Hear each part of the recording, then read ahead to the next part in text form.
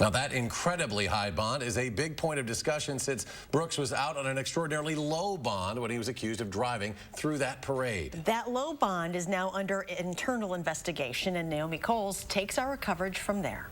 From 1,000 to 5 million in the wake of those 6 tragic deaths and several dozen injuries. The public conversation about bail and what's acceptable after this is only beginning.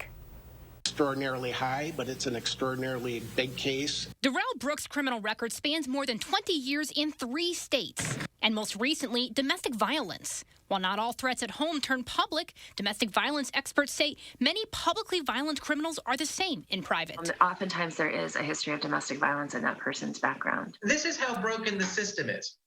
He is a serial abuser of women. So what's the right bail? UW Associate Professor John Gross argues money shouldn't decide a person's public danger. We know that batterers who commit domestic violence continue to do so and often escalate the violence and often kill the person that they've been abusing. So the system was comfortable releasing him, knowing all that, right?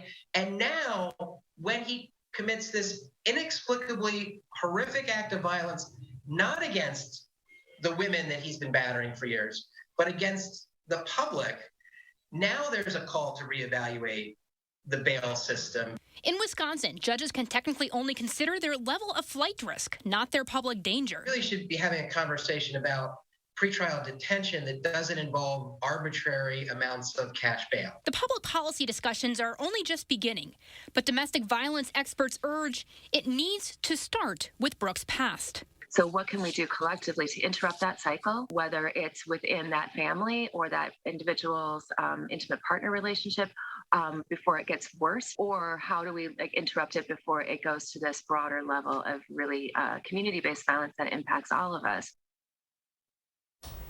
Now, a Republican state lawmaker announced today they're trying for the 3rd time to change Wisconsin's constitution to allow judges to consider a person's public danger when setting bail.